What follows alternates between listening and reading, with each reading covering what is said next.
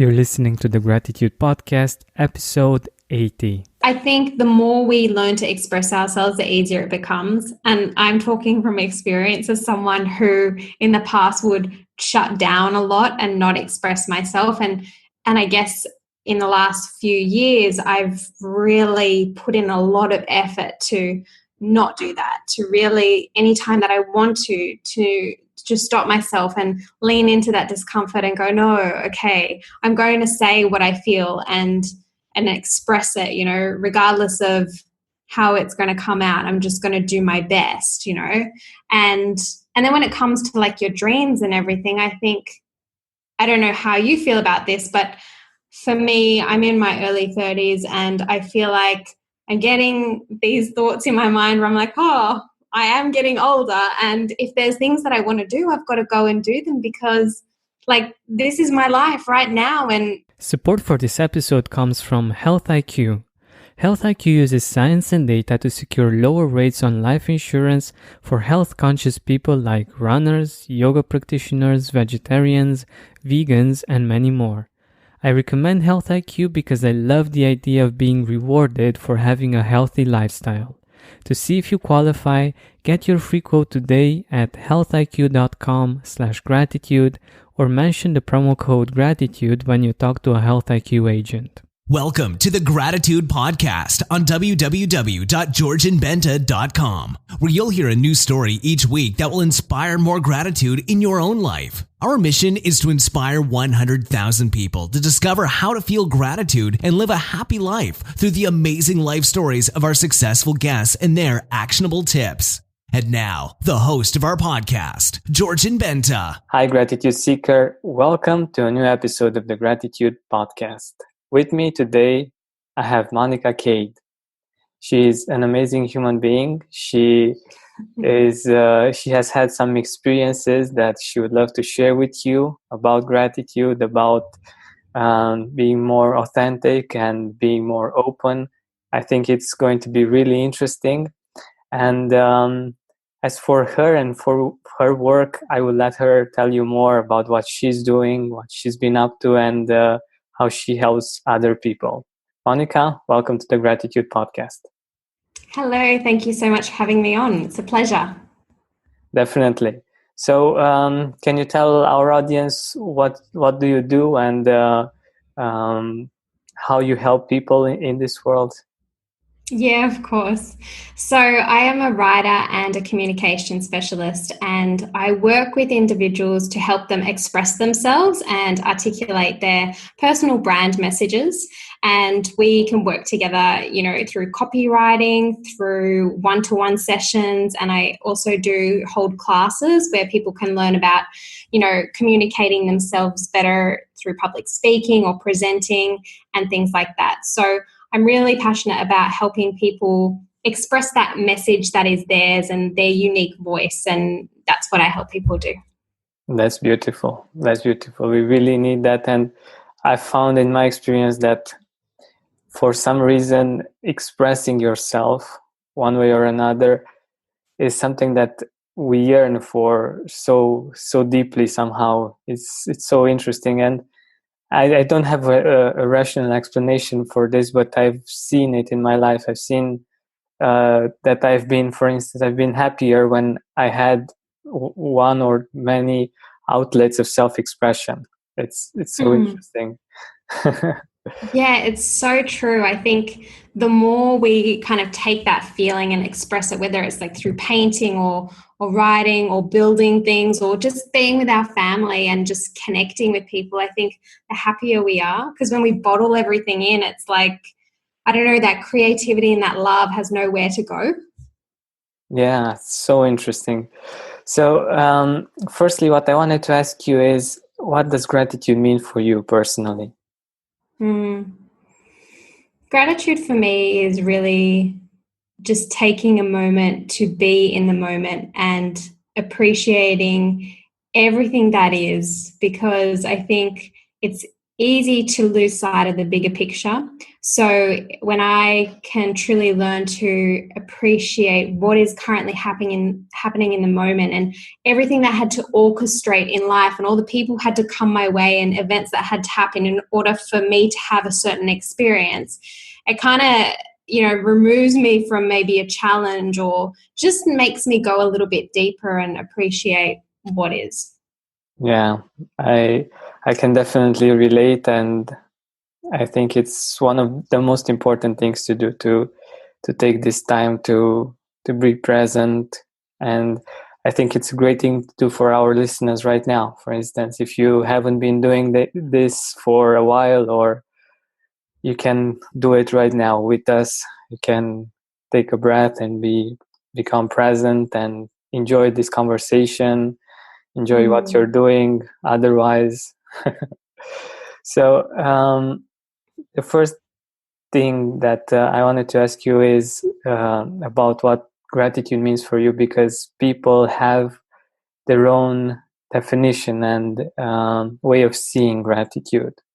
But do you also have favorite quotes, some words of wisdom that are related to gratitude that you feel that they encompass how you see it?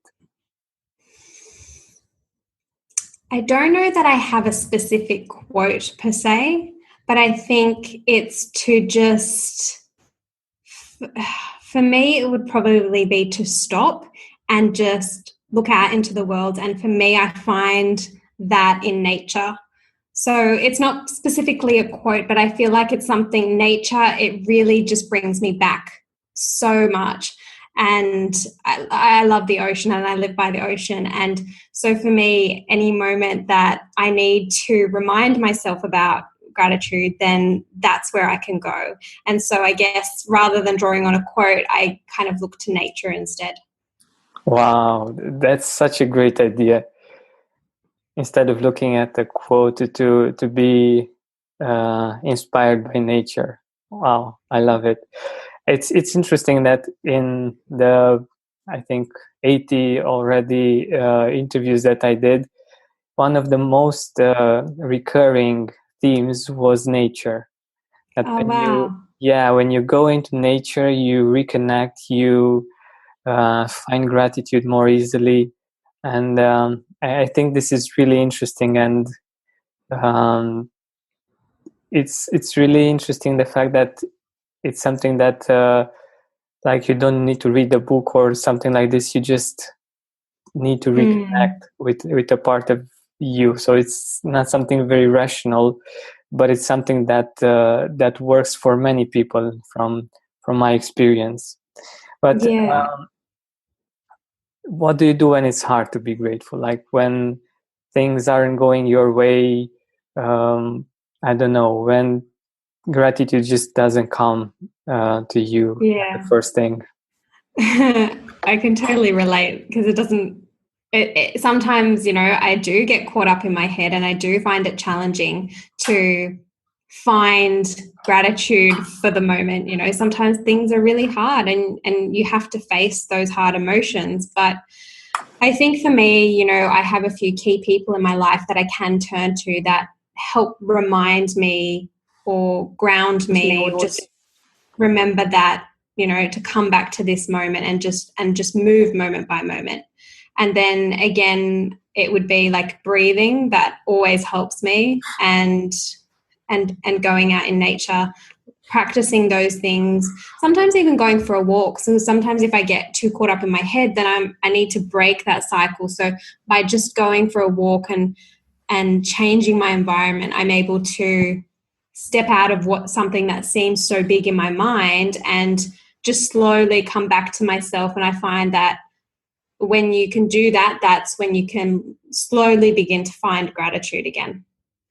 Wow, I've seen it in my life as well. Yeah, that sometimes when you're in that situation and in that environment, like at home or at work, or you feel that this is the only reality.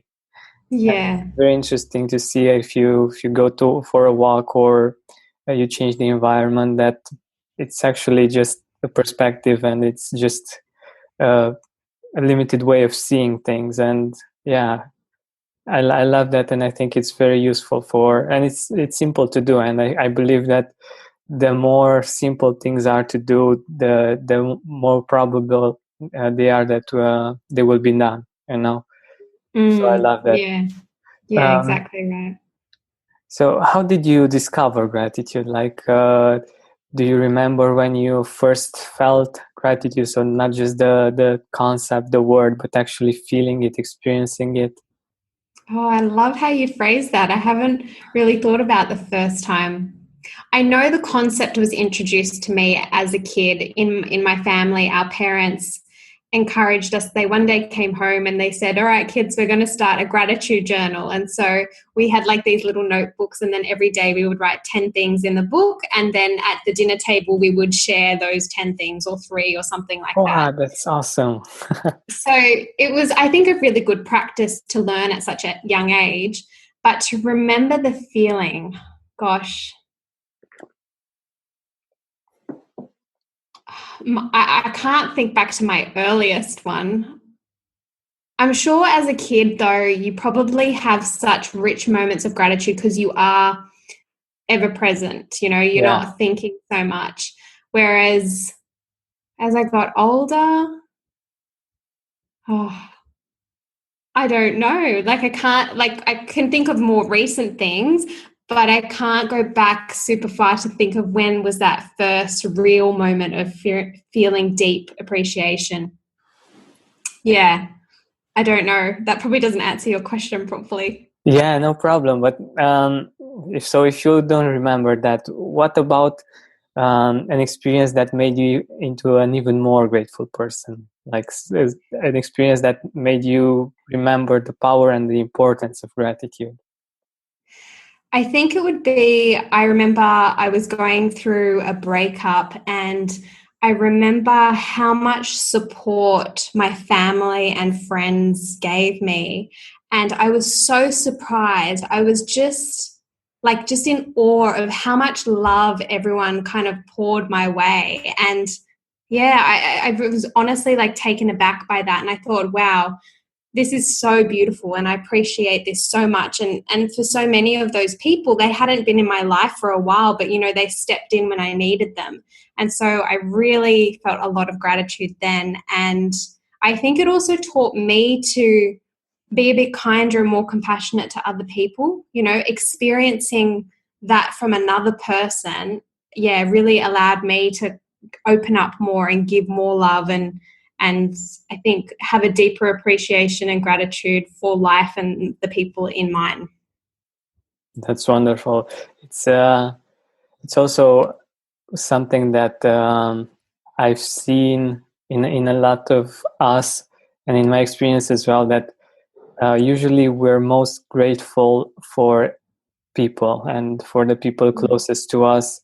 And even though there are things that we can be grateful, like physical things, the people in our life usually make us most grateful. But also, I know that you have had some experiences with some health issues that got you to appreciate some simple things. And I believe that beyond relationships, the simple things can make us grateful consistently more easily. So can you tell us a little bit about that? Yeah, sure. So I'm very much into training and fitness and all these kinds of things. And there's been a few times in my life where I've had an injury. One particular injury I injured my ribs. And what happened was, it was so bad that I couldn't sit down without excruciating pain, and then to lie down or even roll over in bed. I couldn't pick up a dinner plate or a teacup. And even when I went for a walk, although it was my rib that was injured, I had to take little lollipop steps. Do you know what they are? So like literally putting one foot in front of the other and taking tiny, tiny steps. So almost like a really old person would walk. I walked that slow, and I had to hold my rib. And when I wasn't able to do just like the simplest things, like dress myself, make myself a cup of tea properly and carry it by myself, it made me stop and go, wow, isn't it amazing how such a small, like it wasn't a huge injury where I was hospitalized or anything like that, but such an injury can take away so much of my physical abilities and how much we take them for granted and how much we don't appreciate our bodies. And especially women, I find we're always, berating ourselves and saying how much we don't like our bodies. But really they're like these amazing things. They enable us to do all this stuff, which we just none of us really probably comprehend on a daily basis, the marvelous, aspects of being physically abled. So that's one example. Yeah, I've had that kind of experience as well, and it's always so fascinating that when you are in that experience and you see other people being able to do the things that you can do, it's like, oh my God, they don't know how lucky they are, how blessed they are, and how amazing it is for them to be able to do those things. And it's always a great reminder to, for instance, when I see someone on the street that's disabled, I feel compassion for that person, but I also feel gratitude for the fact, I remember the fact that I don't have that disability and that I'm blessed in that way, that I'm able to, let's say, move around and my legs are working great and everything. And I think it's so important for us to remind ourselves of these things, especially when we don't feel that other things are going great in our life. I think it's really important to remember, because I'm sure most of us have those kinds of experiences in which their body like didn't cooperate in the way that they wanted to. So yeah. Absolutely. But you mentioned women, and I know that you're helping people build confidence by helping them realize their own self-worth. How does this work? Before hearing Monica's answer, let's hear a word from our sponsor. Health IQ uses science and data to secure lower rates on life insurance for health-conscious people like runners, yoga practitioners, vegetarians, vegans, and many more. It's basically like saving money on your car insurance for being a good driver. Health IQ saves you money on your life insurance for living a health-conscious lifestyle. Health IQ is the fastest growing life insurance company with over $5 billion in coverage, and what's cool about them is that they reduce your chance of being penalized for adverse family health history if you are otherwise healthy. You can't control where you came from, but you can control where you're going. So listen to what Chad had to say about them. My wife and I, she 51, me 48, are very active, and Health IQ helped us secure 15 more years of $750,000 in life insurance for 1/4 of the prices we were quoted before we stumbled on them. Communication was fantastic, and they really did a great job walking alongside us in a process that went much quicker than expected. I also feel the agent truly worked on our behalf to secure the best ROI for us both. To see if you qualify, get your free quote today at healthiq.com/gratitude or mention the promo code gratitude when you talk to a Health IQ agent. Well, I think we spend too much time paying attention to everybody around us. And I feel like that's when people lack confidence, because essentially we're not born without confidence. We of course we go through life and we learn different skills, and sometimes we don't feel confident when we're learning something new, which I feel like is part of the process. But then I feel like when we tie confidence to our self-worth, it's more because we're not really connected to ourselves and we don't realize how wonderful we each are and the amazing gift that we've got to give to the world. Like, we all have something. And so I find that with a lot of the classes that I've run, like the speaking classes that I've run, there's really amazing women that have come through. I don't just do it for women, but it's more recently it's just been women. But what I see is that they're all very accomplished, they're all great at what they do, yet when they get up to speak, they all don't feel confident. And I kind of pointed it out to them and I said, did you guys recognize this? Like, all of you feeling the same thing? And that's when I really realized that often we look at someone else and think, oh, they feel confident, but I don't feel that way. And the thing is, that person's probably feeling that way, but yet they're probably, presenting themselves in a way that that says that they're not feeling like that. So I think it's just really taking our attention off everybody else. And if, you're going into a conversation with someone, or you're going to present a talk or run a workshop, or even connect with people that you're not familiar with, don't go in there thinking they're not going to like you, or putting your attention on what they're going to think of you. I think really just come back to yourself, to your breath, stay connected, try to be as centered as possible. I often say to my people in my class, I say, imagine your feet are being anchored into the core of the earth. So you're so centered in yourself that you just don't have time to be thinking about, oh, what's that person going to think of me? Because you're just being you, and there's nothing wrong with each of us. And I think that's a journey a lot of us go on. So, and I guess that's something I take people on the journey of and help them through as well, through my classes and different ways we work together.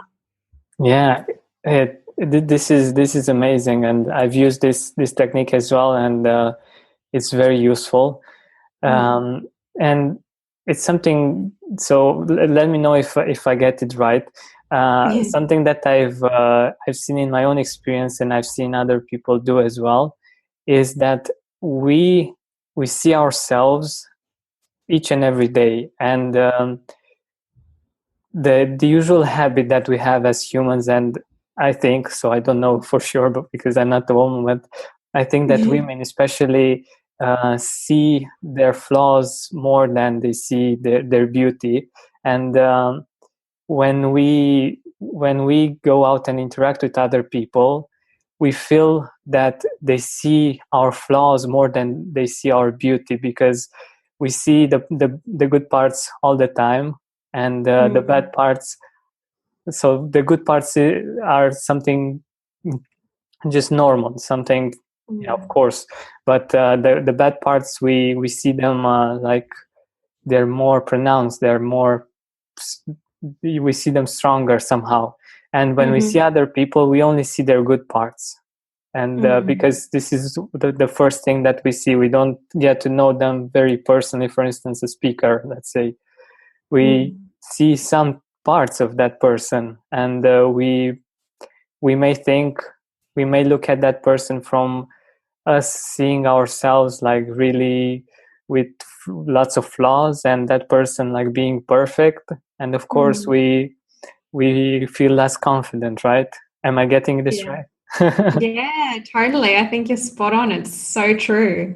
And it's funny how we do that. I mean, I know as a woman, you're right in saying that we kind of tend to look at what's wrong with us rather than celebrate what's wonderful about us. And I think like everybody's got light and shade. We all have imperfections, if you want to call it that.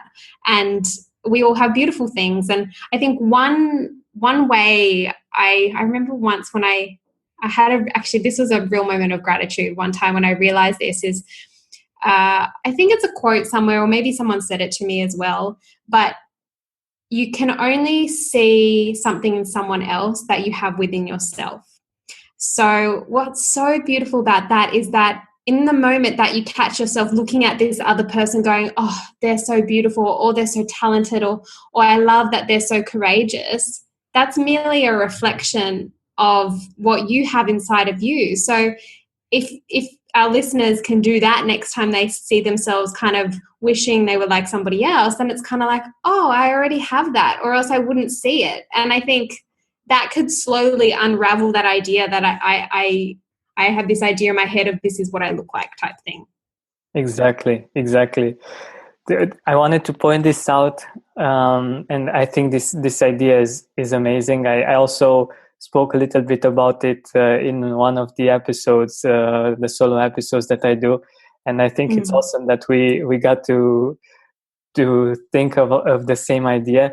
But the thing that I think it's important for our listeners from this is to balance things out. Like the so-called natural tendency is to focus more on what's not okay from from our standpoint, from how we see ourselves.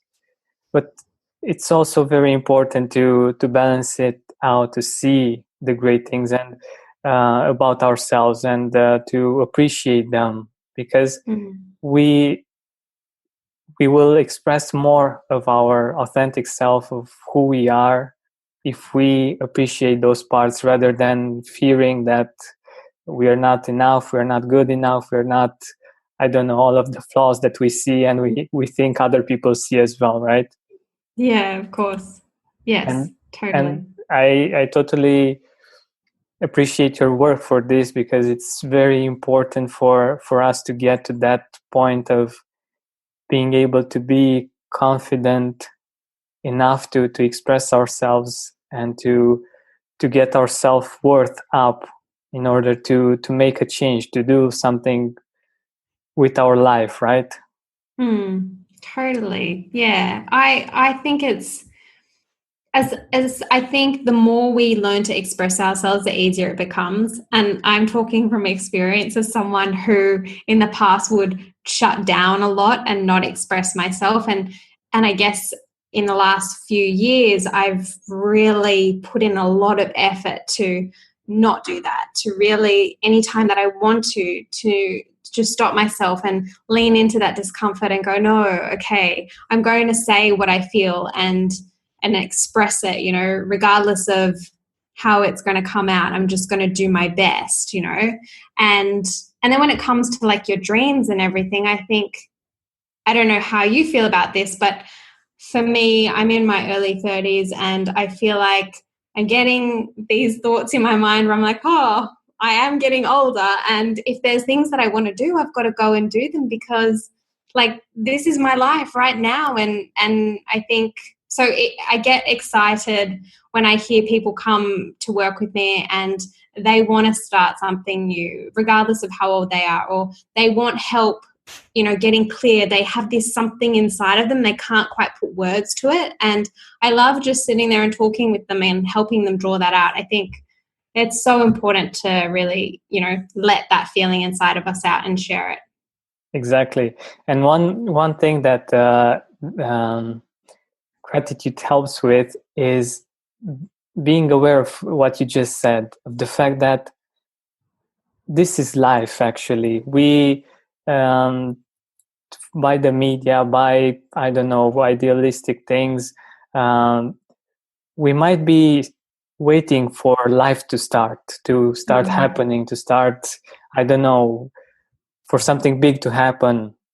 But actually, it's a more powerful way of seeing things, a stronger way of seeing things, is to understand that this is the life, this is right now. And by appreciating what we have, what the situation is, and seeing what we can do about it, it's much better than to wait for life to start happening at one point when that thing will become real. Like, I don't know, that ideal job, that ideal partner, I don't know, things of this nature.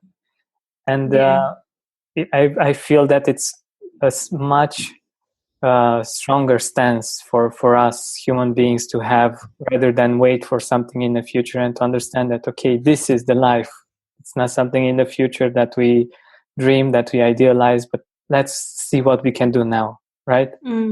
Absolutely. And it's a practice too, because it doesn't just happen overnight. I think once we have that awareness, we can start making small steps in order to realize that, yes, it's right now, and we can't wait for some big thing to happen, because essentially we're just looking for something to change the way we feel, or we think we're going to feel a particular way when we reach that point. But from my experience, that's never been the case. You've got to find that feeling, whatever it is that you're looking for first, and then you're going to be fulfilled on the journey. And when you get that thing, you're still going to feel the same. And like the things outside of you are not going to be impacting how fulfilled you are. Exactly. That's why I believe gratitude is such an important life skill, because it's about learning to be happy, just being happy, not just waiting for something to make you happy, but exercising the habit of being happy, of appreciating things, and of being fulfilled, rather than waiting for things from the outside to manifest in order for that to happen. And it's it's all about the journey. And what I love about what you just said is the fact that when you get back into this present and you understand that, okay, this is life and I have to do something about it right now, it gives you courage. I didn't think of that before, but yeah, for instance, when it comes to speaking in public, you know that this is it. I shouldn't wait like 5 more years to, I don't know, get my doctorate or PhD or something like this to be able to speak in front of people. But actually, okay, I can do it now, and I think this is wonderful. Yeah, totally. I agree with you very much. All right, so we're nearing the end of our time together, and I wanted to ask you if you have some people in your life that you are really grateful for and that you would love to mention. Oh, yes, I have a few. Obviously, my family. My sister's also had her first child, so my nephew, and I adore him. He is so beautiful.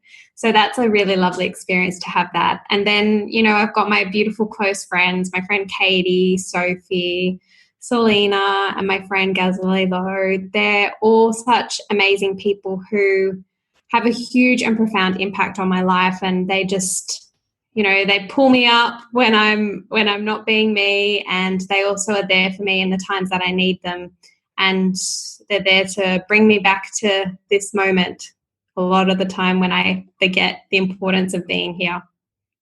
That's so wonderful. That's so wonderful.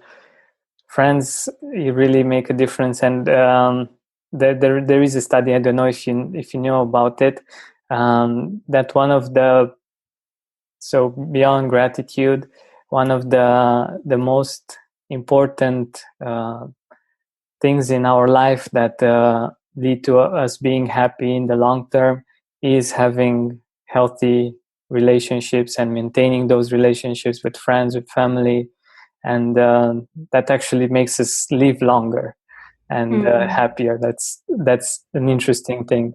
So yeah, it's really great that you've mentioned them.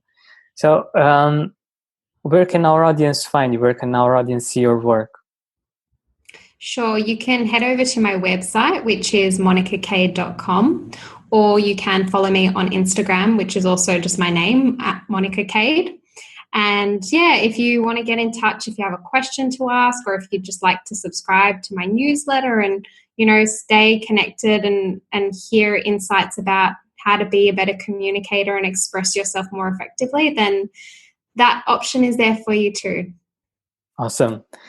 Great. So thank you so much for being here with us and for sharing from your life experience, from your stories. I really appreciate it. Thank you. Thank you so much for having me. It was a real pleasure. Thanks so much. Thank you for listening to our weekly podcast. Help us reach our goal of inspiring 100,000 people by sharing this podcast with your loved ones, with your Facebook friends. And if you loved this episode, please write a review on iTunes.